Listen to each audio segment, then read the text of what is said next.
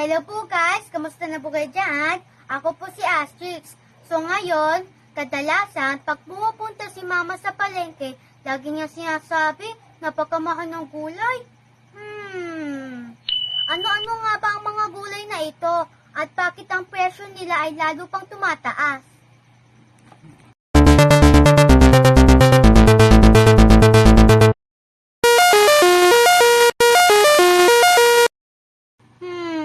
Paano tayo makakabili kung kulang ang budget? Pero, bago yan, alamin muna natin ang mga gulay na halos hindi bumaba ang presyo. Mga mahal na gulay dito sa Pilipinas. Ang mataas na halaga ng isang gulay ay mas madalas na nagpapabago ng isip ng ating nanay kung ano ang kanilang lulutuin at maghahanap ng mas maiging pamalit para magkasya ang pera nila nang hindi mawawala ang nutrisyong dapat nating makuha. May iba naman na hindi mahalagang presyo para maihain sa kanilang hapagkainan at makain ng pamilya. Sili. Ang manganghang na lasa nito ay masarap ilagay sa toyo, suka o patis na marami sa atin para maging sausawan. Potato o patatas. Ang makremang laman nito ay pasok sa panlasa ng maraming Pinoy.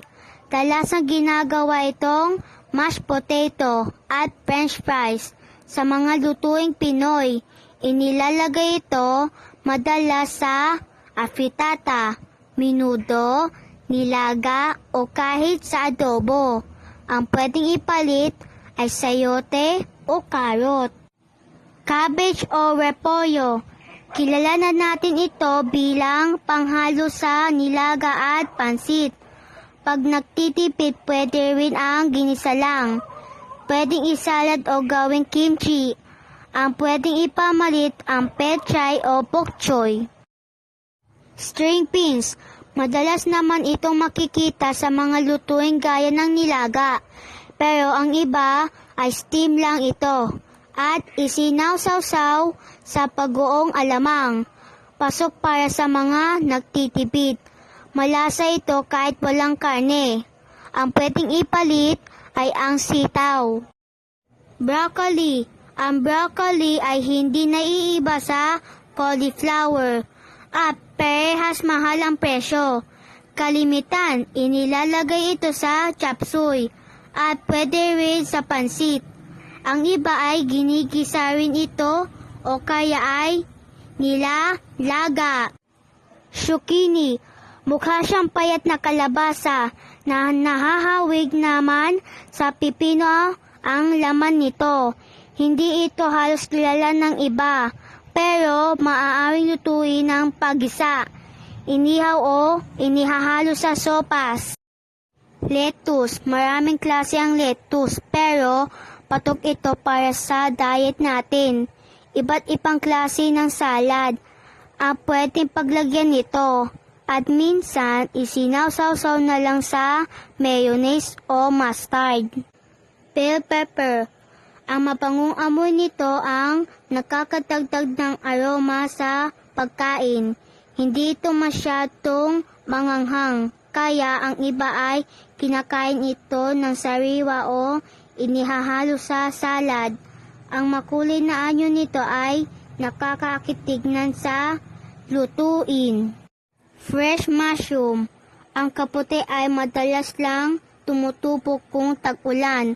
Pwede itong pamalit sa karne. Sa sobrang mahal nito, mas mainam pang bumili na lang na sa lata para pasok pa rin sa mamimili. Asparagus. Kadalasan, isa lang itong side dish. Minsan, sa sobrang mahal ng gulay na ito, hindi na talaga ito mabili ng parang karaniwang mamimili. Ginigisa lang ito o kaya ay steam. Palagi itong inihahain kasama ang steak o inihaw na isda. Kung may kamahalan ang ibang gulay at kailangan ito sa lulutuin. Lagi tandaan, maghanap ng pwede pamalit dito na hindi mahirapan sa pagpabudget. May mga pwede na maipalit sa mga ito na kasing sustansya at punuwi ng nutrisyon. Sa mga bata, gaya ko, mahal o mura, basta kaya at pasok sa budget. Push lang dahil makulay ang buhay pag may gulay. Dahil ang health benefits nito ay nakakapagpahaba ng buhay. So paano mga guys? Just comment kung may gusto kayong topic. Huwag kalimutan mag-like and share. Salamat po!